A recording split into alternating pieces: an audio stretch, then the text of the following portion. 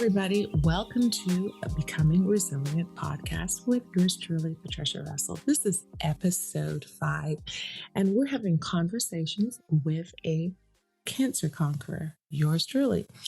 Through my 2 journeys through breast cancer, I thought there were some lessons and some things that somebody who is experiencing this situation might want to learn.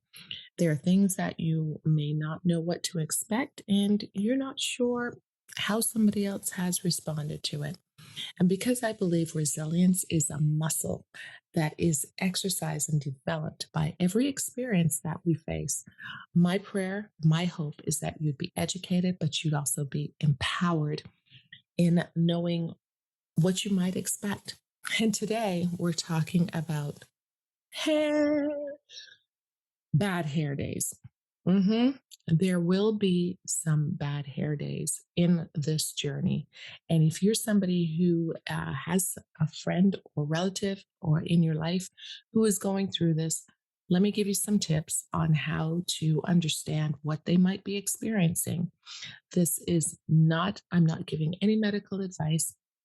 I'm just sharing my experience and experience of fellow friends and sisters who have walked this journey. I want to share a quote with you from the Women's Hair Loss Project. It says, "As I walk through the valley of hair loss, I will not fear. For as my hair falls, I will know I am stronger. I am stronger, I will know. I am more than my hair. You might take my hair, although I wish you wouldn't, but you won't take my life." I love the part that says, "For as my hair falls, I will know I am stronger." And this is so powerful because you are more than your hair. I want you to keep that in mind as we talk today about this. We've all had bad hair days when we have hair, but for the person going through breast cancer, it's a whole different ballgame when you talk about a bad hair day. Most, if not all people who are experiencing any form of cancer treatment will experience hair loss. So let's talk about what that looks like. If you are in a cold country and you happen to be undergoing treatment, you might expect to lose some hair by the second or the third treatment. Everybody is different. Please remember this. It's not a blanket statement that you will lose all your hair. I know your hair is your crown and glory, especially as a woman. There's a lot of men that it's easy for them to shave their heads, but for us, for those of us who have had short hair, like somebody like me who always had short hair and struggled to get their hair to grow, when I lost my hair in my second treatment, it was very personable. It wasn't fun. Let's just say that. Our hair makes us feel beautiful or attractive externally. And some of us who have always had short hair, like myself, and have struggled, when you lose some of your hair or when you lose all of your hair, like I said, it's a big deal. So here's a myth that I want to conquer right now. And the myth is that cancer causes your hair to fall out. That's not altogether true. What causes your hair to fall out is the treatment. I gave it away at the beginning. And it's the type of treatment that you might experience, that you might receive. If you are receiving chemotherapy, and if you're receiving the strong kind, you will almost most definitely lose your hair. Now, I know that might hit you, especially if you like your length and if you're wondering what it's going to feel like. It's going to feel a little scary. It's going to feel a little odd. I remember I was driving in my car and I was just rubbing my hair while stuck in traffic and my hair started to come out. And that was after my first treatment. Now, the doctor did forewarn me that this is going to happen. He didn't say that it's a maybe or it's a might. He informed me that it's going to happen, and I appreciated his honesty because it gave me an opportunity to decide: do I want to let it fall out naturally, or do I want to go and be in control of when it falls out by cutting it off at that time? And so we did. We, meaning my husband and I, he went with me. I made an appointment at a place where I could get wigs, and we shaved the hair. Now, I have to tell you, that was in 2003. And back then, we didn't have cell phones. So I don't even remember, to be honest, if we took the camera with us to take a picture. Now, a lot of people are, you're taking your journey with you. And at that time, I was not really thinking about photographs. I was really thinking about getting through this and saving my life because I wanted to be here. So it was a very strange feeling to have my hair cut. Hmm.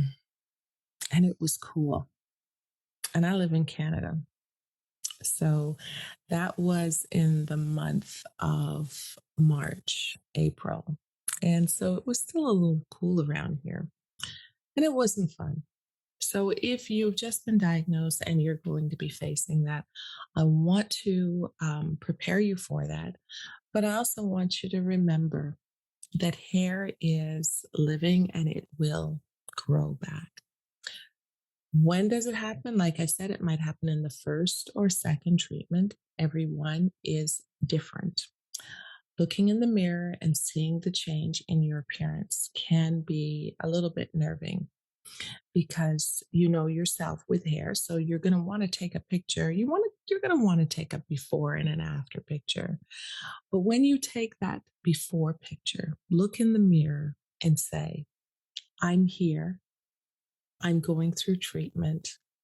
There will be changes, especially in my hair. But tell yourself, my hair will grow back. Tell yourself again, this is hair that is coming out because my body is going through a process, but it will come back. Okay. So the power of the medication is what affects your body. And so it runs through our veins. Now, I am very much an advocate for natural health care, but I am not in a position to tell you whether to take chemotherapy or not. That's a decision that you have to take, that you have to make. But it is also, I want you to know that once you make that decision, you can encourage yourself that your hair will grow back. Now, can you control and manage how much comes out?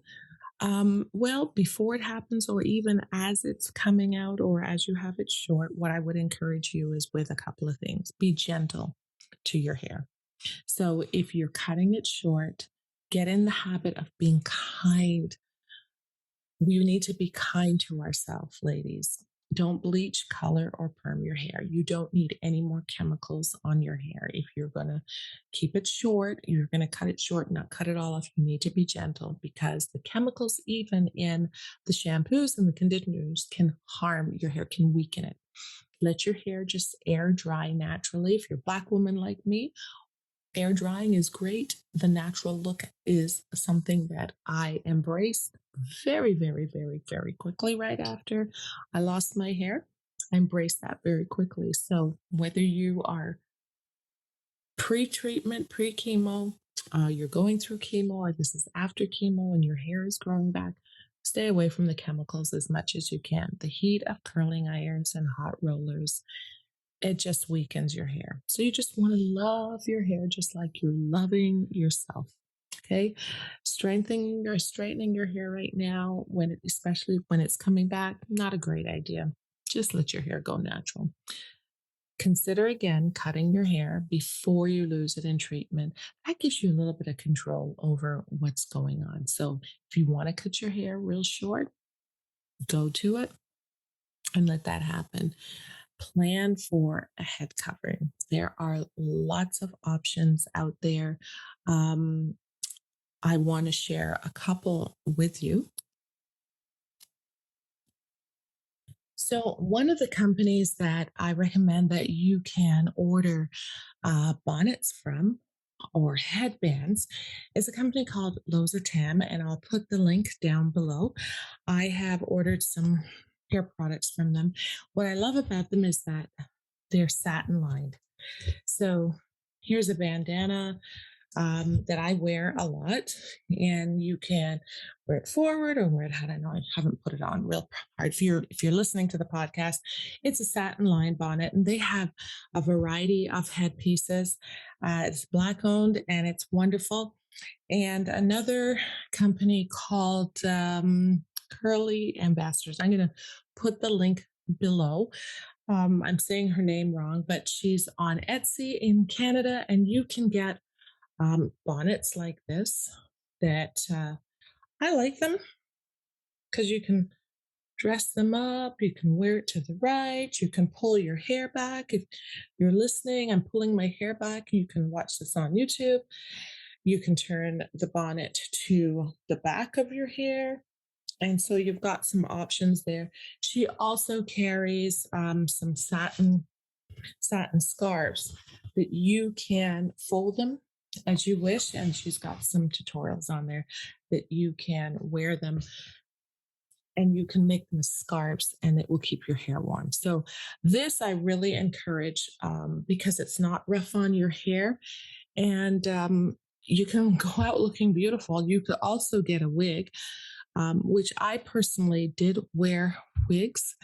But I'm going to tell you, when I got inside the house, I was whipping those wigs off. So, whatever your preference is, you do what feels comfortable for you. But I'm going to put the link to these two companies that you can check out. If you want to get something for a friend, if you would like to get a bonnet for a friend that would be warm. Also, Kokana, which is a friend of mine in Ottawa, she has some lovely. Hair scarves that you can wear. And they're bamboo fabric, which is gentle on your scalp and really warm. It's a natural fiber. So Colleen is has a great. She's also a breast cancer thriver, and she has a great company in Ottawa. I'll put her link below also. So there's options for you when you have those bad hair days.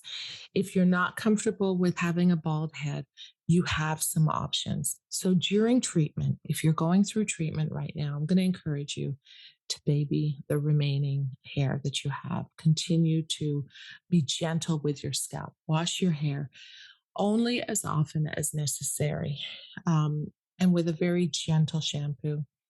If you want to shave your head, like I said, you have that option too, but also protect your scalp. If your head is going to be exposed to the sun, we're coming up to spring and summer and the sun is shining. Or if it's cooler where you are, you're going to want to protect your hair with a head covering. I really encourage that because the sun beating down and you going through treatment is not a great mix. Yes, you need your vitamin D, but your scalp may be sensitive, and we want to minimize the discomfort that you are experiencing as you go through treatment. So you might just consider that. Okay.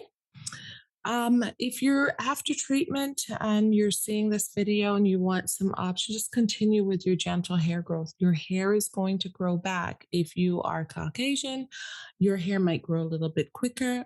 Me as a Black woman, my hair came in very slowly and it came in almost like baby hair. It was had a different texture, and it just came in slow. So I continued to wear my hair coverings. And as my hair came in, I just embraced it.